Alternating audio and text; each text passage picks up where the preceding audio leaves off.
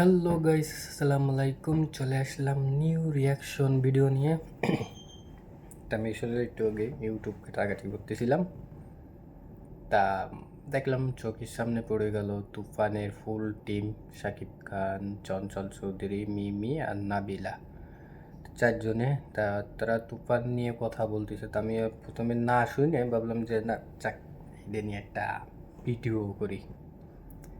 ঠিক আছে, new update কেন আমার ইউটিউবে অতটা ঢুকা হচ্ছে না, কেন লাস্টে ওই যে মিঠুন আর সোমের ওই যে ছবিটা টেইলার আর কি রিয়াকশন দিয়েছিলাম। ঠিক আছে, তো এখন আমি শাকিব খানের তুফানের পার্ট 2 এর এরা গল্প করতেছে, এখানে চারজনে আছে। তা দেখবো আমরা কি বলে, আর তুফান 2 এর আপডেট কি, কবে কি থেকে আসবে, কবে শুটিং কী হবে, কীরকম, সেটা আমরা শুনবো। ঠিক আছে, চলো লেটস গো, 1 2 3।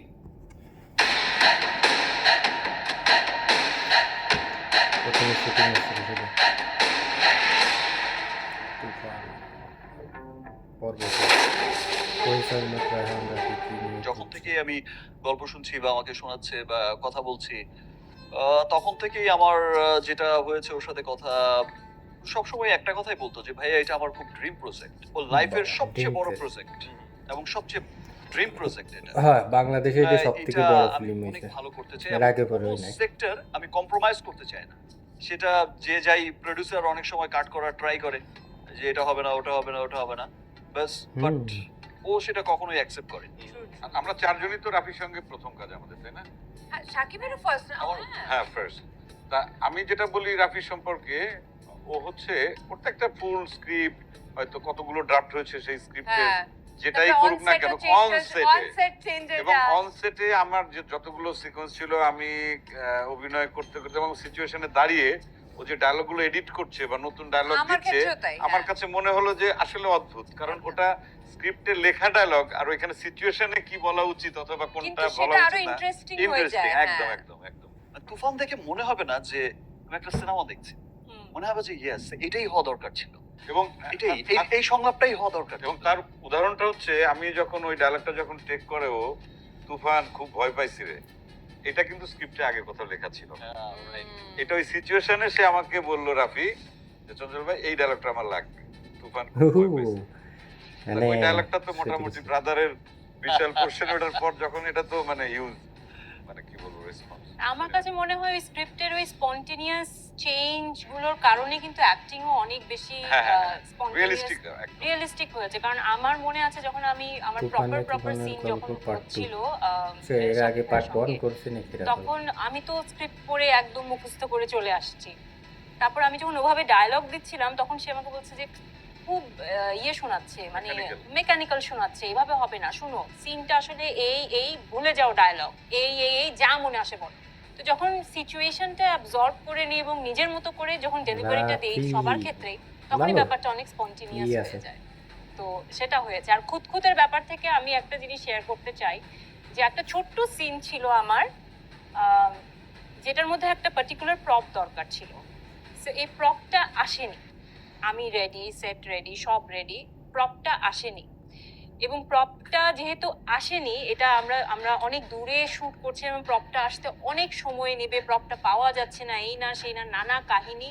সেটার জন্য আমরা সারা দিন বসেছিলাম, সবাই তাকে মানে বলার চেষ্টা করছিল যে এই সামান্য প্রপটা না থাকলে আসলে মানে কিছু যায় আসে না, আমরা এটা করতেই পারি, করে ফেলি, but he was like no, আমার ওটা লাগবেই। এবং ওটার জন্য অ্যাকচুয়ালি আমরা, আমি বিশেষ করে আমার একটা সিনই ছিল এবং আমি সারাটা দিন বসেছিলাম।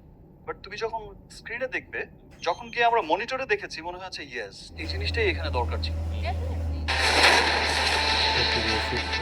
সবাই এখানে সবাই আমি এটাই বলছিলাম যে কারণ যার যতটাই কল থাকতো, তবে আমি একটু বোধহয় ফার্স্টের চাইতে একটু বেশি ফার্স্ট, কারণ আমার কল যখন থাকতো তার আগেই আমি রেডি হয়ে বসে থাকতাম, বা আমি উল্টো আমি গাড়ি কল করতাম বা যে অ্যাসিস্ট্যান্ট আমাকে নিতে আসবে ও লবিতে এসছে কিনা, ও তখন হয়তো বললো যে হ্যাঁ আমি আরো আধা ঘন্টা আগে আসছি। আমি কি বাহ, তোমার 6টায় কল নামার কথা, আমি তো 5:30টার সময় কল দিয়েছি, তুমি রেডি, আমিও রেডি, চলো আধা ঘন্টা আগেই চলে যাই। মানে কাজটার ব্যাপারে সবারই খুব ভালোবাসা ছিল আর সবাই খুব এক্সাইটেডও ছিল। আচ্ছা, যে এত ভালো কাজ করার ইচ্ছা কি কারণে? আমি একটা কোশ্চেন করলাম, ওরা ধরা কোশ্চেন।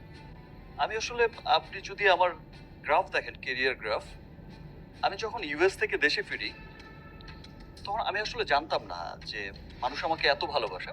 ইয়েস ফাইন, মানুষ আমাকে ভালোবাসে, দ্যাটস ওয়াই আমার সিনেমা দেখতে যায়।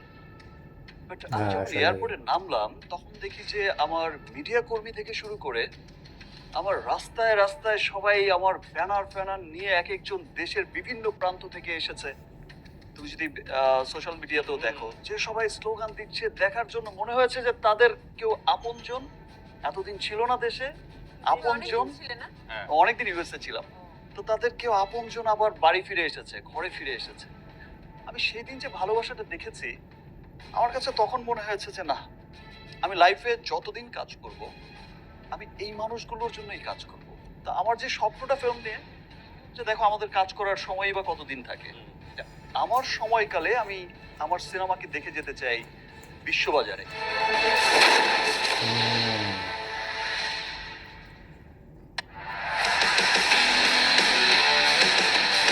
হ্যাঁ।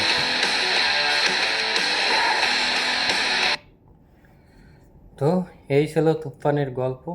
তো ভালোই লাগলো, চারজনে মিলে চারজনের পরামর্শ শেয়ার করতেছিল রাফি কীরকম কী দেখে করেছে। তা রাফি আসলে অনেক সুন্দর একটা কাজ করেছে। এখন অনেক দেশে এখন চিনছে যে বাংলাদেশের ফিল্ম বা অন্য কিছু।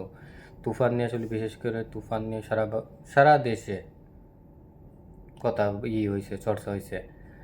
আর তুফান আসলে এখনও আমি দেখি নাই, তো দেখবো, তো অবশ্যই যে সময় দেখবো সেই সময় জানাবো রিয়াকশন কীরকম কী দেখেছিল, ঠিক আছে।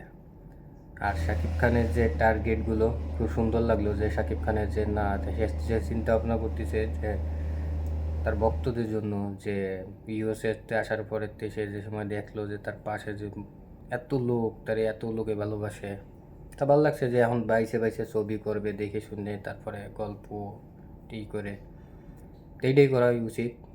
কারণ বিশ্বের বাজারে ইয়েতে গেলে বাইসে বাইসে ছবি করতে হবে, সুন্দর গল্প লাগবে, আরও লাগবে এগুলো। তো অবশ্যই তোমাদের কাছে কীরকম লাগলো ফ্রেন্ড, অবশ্যই জানাও, লাইক করো অ্যান্ড সাবস্ক্রাইব করো, শেয়ার করো। ওকে, নেক্সট কী ভিডিও বানাবো অবশ্যই জানাবো, নিয়ে আসবো আর কি। ওকে, আল্লাহ হাফেজ।